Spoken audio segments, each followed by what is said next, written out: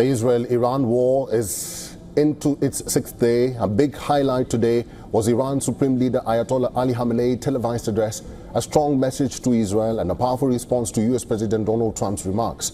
Khamenei warned the United States against getting directly involved in the conflict, in the Israel-Iran conflict. This nation will never surrender. That was what Khamenei said in response to US President's demand. He stressed that Iran would stand firm in the face of both imposed war and imposed peace.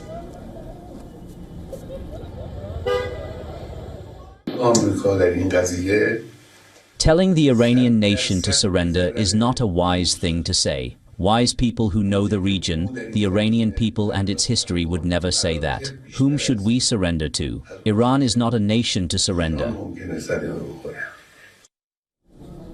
Iran has faced a non-stop Israeli onslaught. Israeli warplanes are bombing key nuclear infrastructure deep inside the country, with one of the worst hit cities being capital Tehran. Israeli military said that 50 Israeli fighter jets struck about 20 targets in Tehran during the intervening night of 17th and 18th of June. Earlier, US President Donald Trump claimed that we have complete control over Iranian skies. United Nations nuclear watchdog, the IAEA, has said that Israeli strikes have caused damage to Iran's uranium enrichment sites. And according to IAEA, Israel has struck 2 buildings making centrifuge components for Iran's nuclear program near Tehran. Responding to the attacks, Iran's ambassador to the United Nations said his country will respond strongly to any aggression from either Israel or Washington. Iran's Islamic Revolutionary Guard Corps says it has fired the Fatah-1 hypersonic missile at Israel, marking the first recorded use of this missile in the ongoing conflict. The IRGC claims this launch signals the beginning of the end for Israel's air defense systems. This long-range air warfare between Israel and Iran has caught global attention. Turkish President Erdogan says Iran has the legitimate right to defend itself in the face of Israel's aggression. Erdogan says Israel began its aggression without waiting for the outcome of the ongoing nuclear negotiations between the US and Iran. Israeli Foreign Minister Gideon Saar says that regime change is not an objective of this war. This comes after US President claimed that the US knows where Khamenei is hiding, while emphasizing that he is not willing to take him down for now. French President Emmanuel Macron warned that any attempt to change the government in Iran would result in chaos, while German Chancellor Friedrich Merz expressed support for the campaign, saying in an interview that this is the dirty work Israel is doing for all of us against Iran's regime.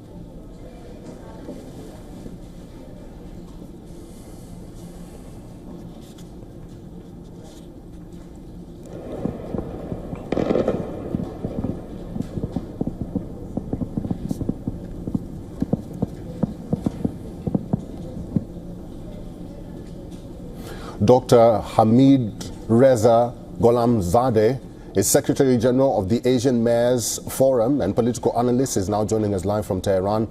Mr. Gholamzadeh, welcome to WION. Thank you for your time. What could the Iranian regime do right now that may have long-term effect in the future? And since Khamenei has warned America directly, what could Iran do to those countries who it says supports Israel? Thank you very much for having me. The Iranian state is ready to defend itself as strong as needed. And Iran has so far launched missile attacks against Israel. And in that, it has used just the early versions of the missiles. And just last night, they used a few number of newer ones. So what Iran has is a lot of new strong missiles that can be used against the others if necessary. So in the past, American bases and navies and bombers were a very important factor in wars. But now they are easy targets for Iranian missiles, which we have seen how accurately they are targeting places in Israel. So if, for example, an American Navy comes to the region, or I don't know, the fighter jets or bombers would come to the region, they might be easily targeted. Iran has already downed F-35 fighter jets so far.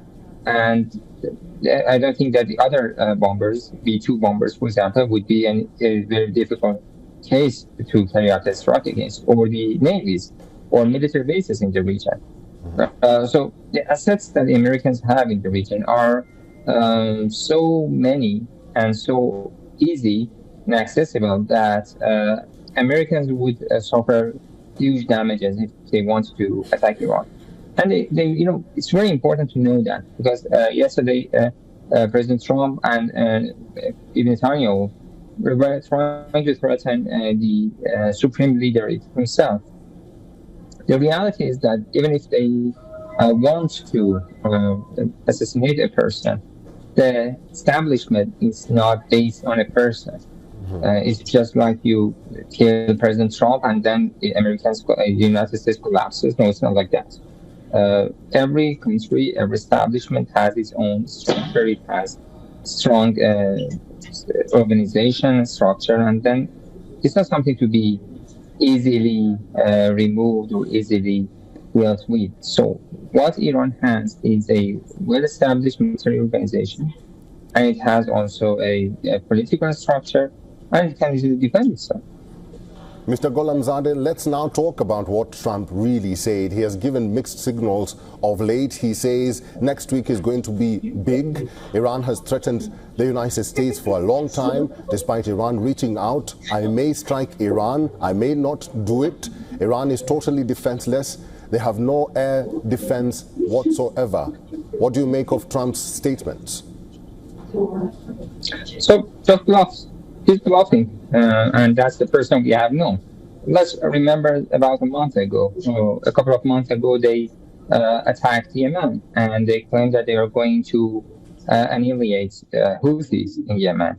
What happened at the end? After, I think, 51 days, they managed to flee the region, and they suffered several fighter jets downed by the Houthis, and then they had to accept all the conditions that the Ansarullah provided for the ceasefire.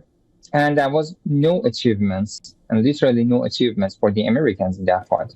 And Yemen is not comparable to Iran by any means.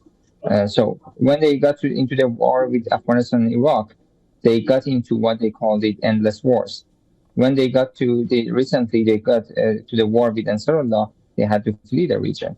So if they get into any war with Iran, that would be a nightmare. It's not it's not a Hollywood movie that they are playing, and then in which they think that they can easily come here, Hollywood forces here, and then occupy Tehran within a day or two, and then that everything is done and Iran is collapsed and there is a regime change. It's not working like that. Reality on the ground is totally different from what they are claiming. And it's easy to analyze the situation. For the past couple of days, Israelis have been very strict about media coverage of the Iranian attacks. So they have banned all the foreign media and any domestic media to publish any footages or videos or photos of places that Iran has hit. And even they don't cover the barrage of missiles being launched against Israel. So what would be the reason of that censorship if they are failing? So it seems that they are very successful and they are being very actually accurate, that they are trying to hide the reality. And on the other side, they are selling their lies to the public through media. And they claim that we are very successful and such and that. So yeah, on the first day, that was a successful attack by them on Friday. But after that, they have actually degraded in their achievements in Iran. What they are doing is they are using their agents inside Iran and infiltrators and people, spies, to carry out small strikes, bombings, or using quadcopters or small drones to explode one place or the other. And most of them are civilian areas. So we are witnessing many people finding about the spies and trying to stop them, and they have been stopped so far. So the reality seems to be totally different what we are seeing from people like Bibi Netanyahu or President Trump laughing at. Mr. Gholamzadeh, we'll have to leave it there. Thank you very much for giving us time and for talking to WION World as one today. Thank you very much for the pleasure.